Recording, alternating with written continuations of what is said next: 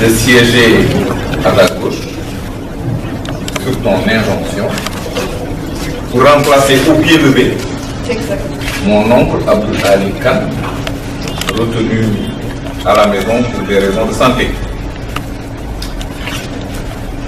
Je m'astreins à ce redoutable honneur avec d'autant plus de plaisir que je vois ici des visages amis, des visages connus, des visages reconnus, parce que la séance de ce matin est d'abord une histoire de famille. Une famille qui rassemble d'abord les résistants sénégalais. Il me plaît de saluer d'abord la présence de la famille de Albouri Ndiaye, alliée et amie d'Abdou Bokar Khan. Il me plaît de saluer la famille du Boundou, famille de Bokar Sadassi, dont nous n'oublierons pas les alliances à la fois de sang, mais aussi de dignité et d'honneur au service de notre pays.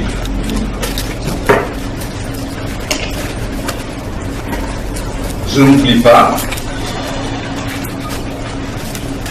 la famille Khasso Sambala Hawa. Quand on dit ces noms, ça peut nous paraître aujourd'hui barbare, mais ce sont les racines de notre être, les noms que nous connûmes, que nous avons pratiqués avant que l'islam nous donne des noms un peu plus usuels.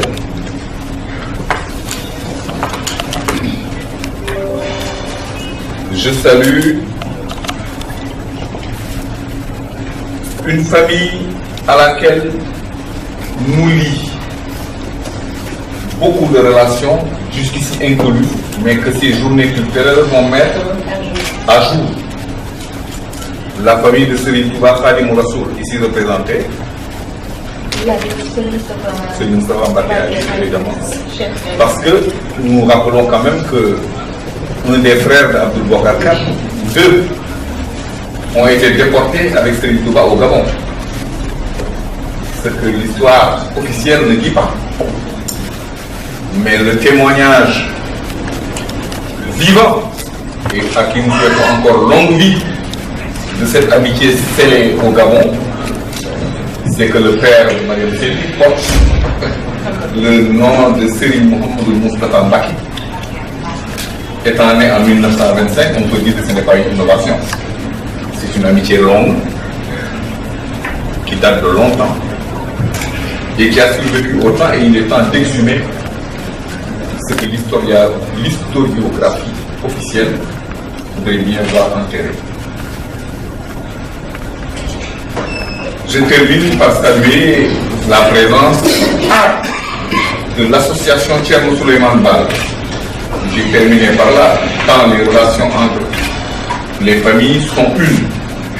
Mais cette association est représentée ici par le général Khan, Ousmane Khan, qui, dans sa tenue actuelle, est méconnaissable, mais je suis chef d'état-major de l'armée de l'air du Sénégal. Général Khan, bonjour. En sa qualité de président d'une association à qui il a redonné de la vie et du sens, et qui contribue aussi à son niveau à remettre au monde l'histoire non écrite de notre pays.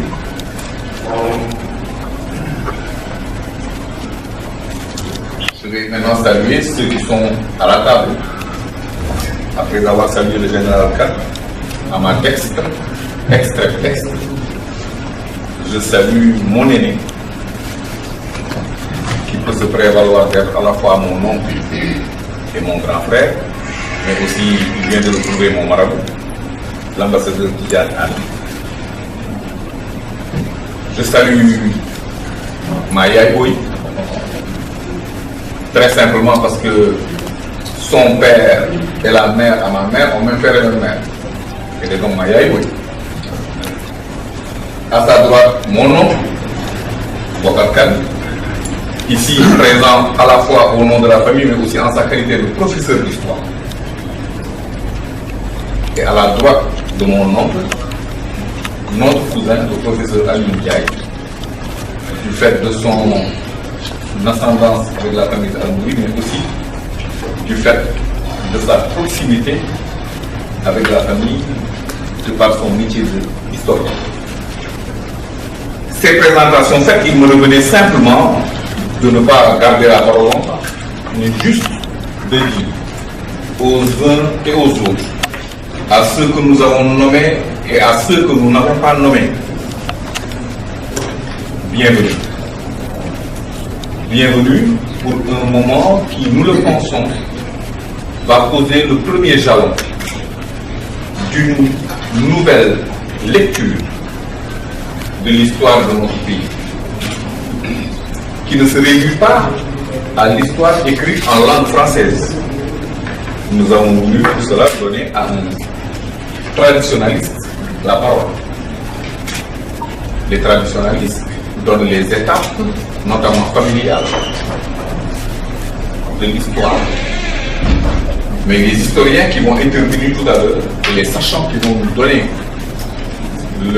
l'analyse de l'histoire politique sénégalaise, vont nous révéler des choses que nous ne savions pas, qui vont permettre de préparer avec intelligence les journées culturelles qui auront lieu au mois de décembre à Dabia. Mais tout cela représente une nouvelle attitude face à notre histoire, qui ne doit pas être que conflictuelle, mais qui doit cimenter la nation sur des bases renouvelées, mais véridiques. Le pire qui peut arriver à l'histoire, c'est quand elle est tronquée. Le pire qui peut arriver à l'histoire, c'est quand elle est trahie. Il est donc temps de retourner à nous-mêmes, de nous regarder les uns les autres et de nous parler en vérité, pour dire voilà ce que nous fûmes, voilà ce que nous sommes, voilà ce que nous voudrions devenir. Sur ces bases assainies, purifiées, restaurées, une grande ambition peut naître. Aucune grande ambition de quelconque pays ne peut se faire sur la simulation, la dissimulation et la vexation de certaines parties de soi. Qu'Allah nous guide, inspire nos panélistes et que Allah nous donne à tous la foi de les écouter, le cœur de les entendre et la raison de les suivre. Assalamu alaikum.